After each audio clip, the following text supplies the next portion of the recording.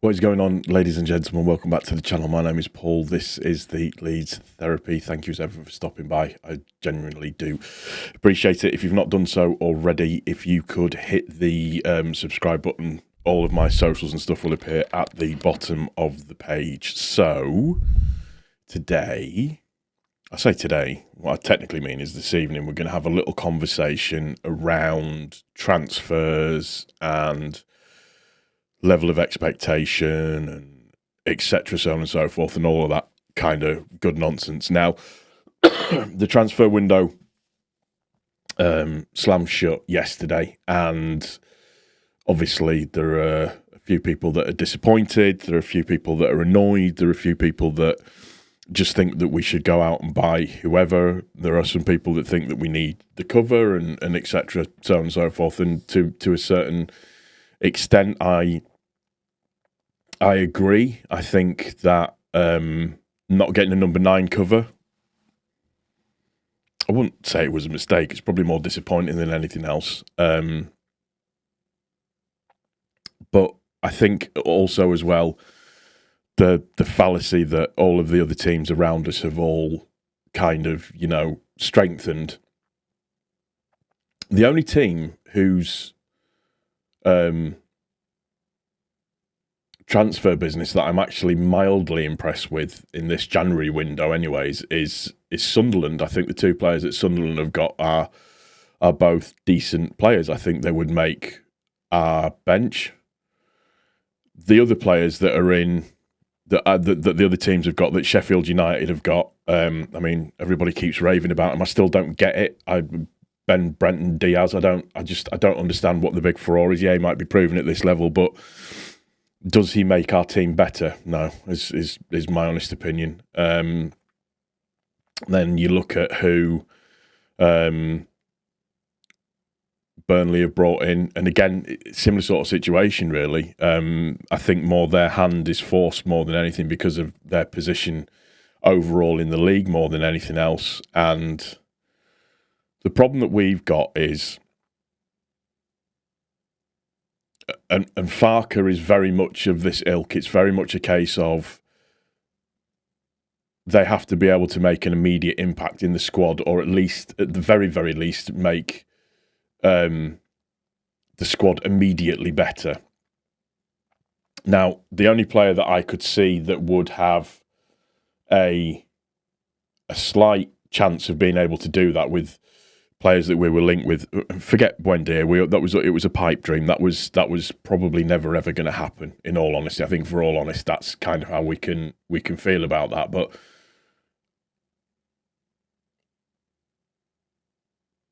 the Archer link was probably the only one that would have made specific sense for us, realistically speaking. I think overall, if we're being, completely honest in the situation in terms of who we're going to bring in. And the problem is that we were never ever going to buy anybody outright. It was always ever going to be a loan, in inverted commas, with a view to.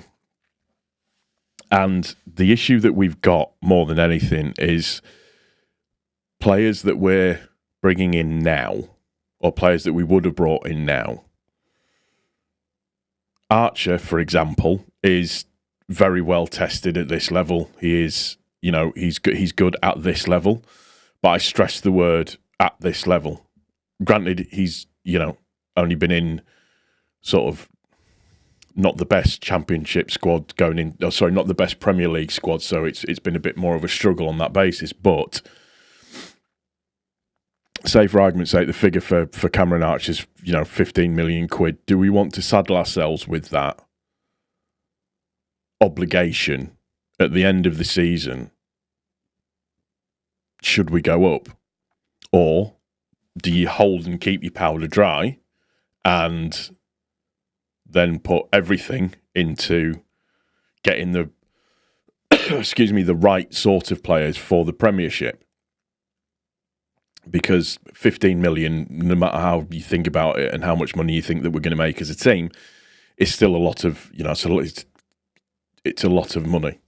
Same with anybody else that we brought in, but the other side of it is Farke is never ever going to agree to play players for a certain period of time or a certain number of minutes. It was the reason that we didn't get Carvalho last year, because we wouldn't promise a certain number of minutes for that person to play. Now, I do think we have the best squad in the league. I do think that the squad is potentially starting to peak a little bit more now. I think everybody else is playing catch up with us. And I think we have to have the confidence to say that with chest.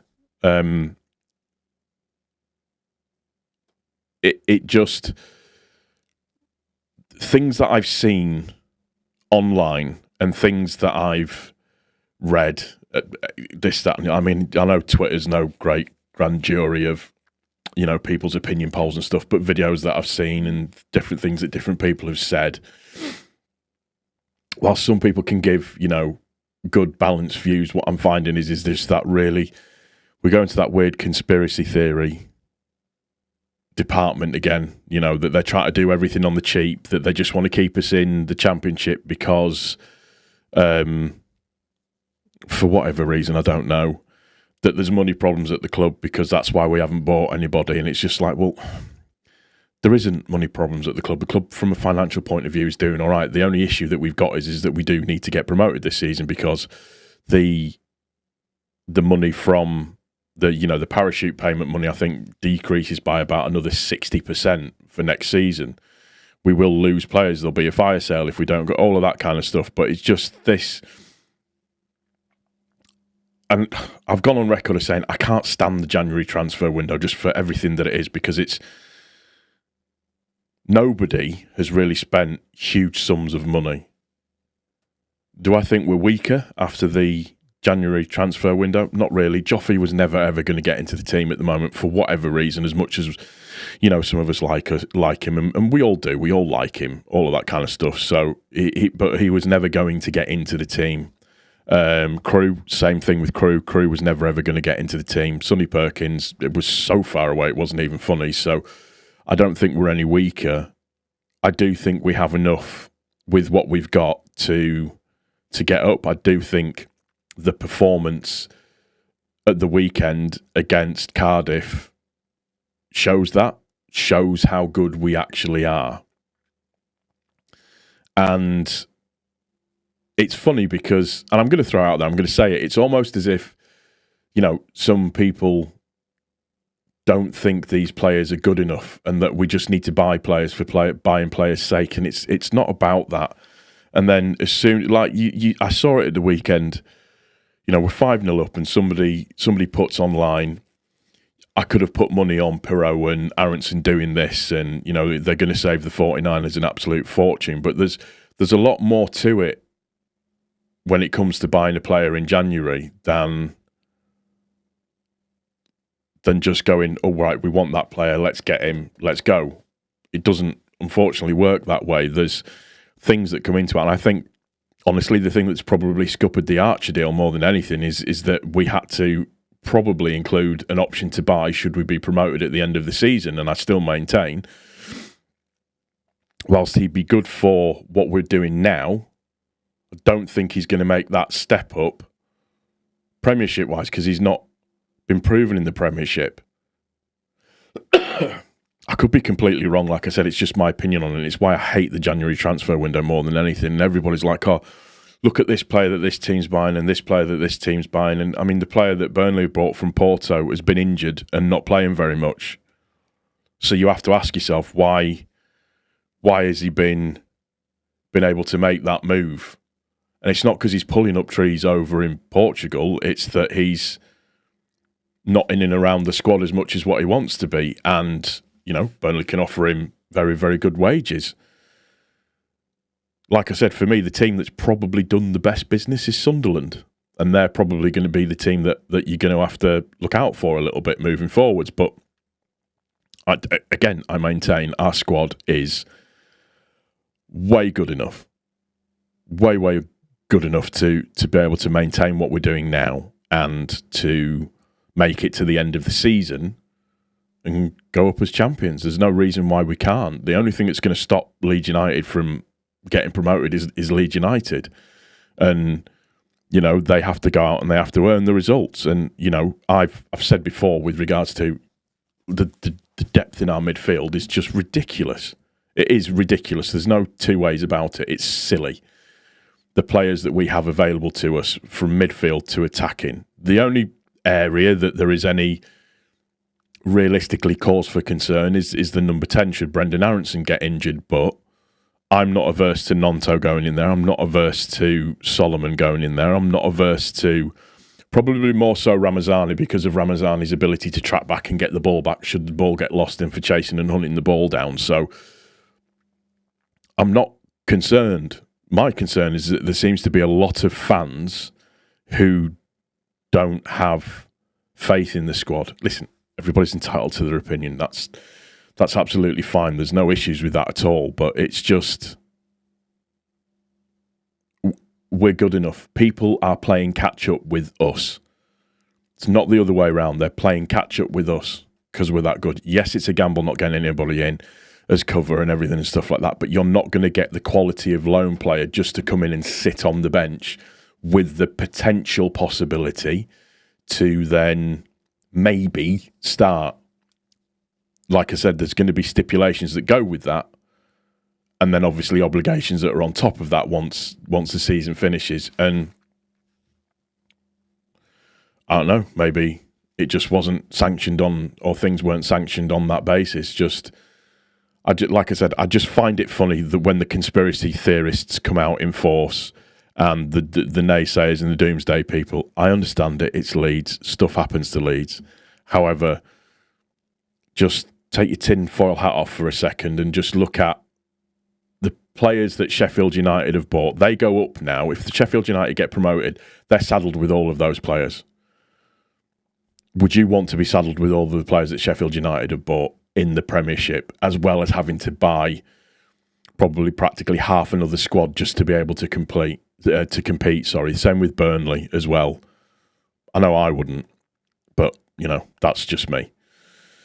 That's going to do it for this one. I just wanted to have my conversation with it. I'm just glad that this window's over. And listen, let's get the Coventry game out of the way. Let's get the 3 points against Frank Lampard's Coventry City. And just maintain and continue what we're doing and just start to build that gap up a little bit more and just remain positive. I know it's disappointing and I understand it. We all like nice, new, shiny things, but sometimes it doesn't quite work out that way, and there are normally reasons behind it, and it's not because people are frauds or we haven't got money or this, that, and the other. There's a lot of moving parts, shall we say, that come into the scenario when it comes to getting players. I believe we've got enough to get us up. Would I have liked some cover? Yeah, of course I would. I'd be completely telling lies if I said no, I don't. But I still believe that we've got enough to go up, and people are going to have to catch us.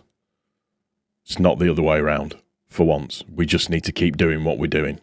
And like I said, just look at the players that have been bought and how many of them would either take people off of the bench that are already on our bench at this moment in time or get into our starting 11.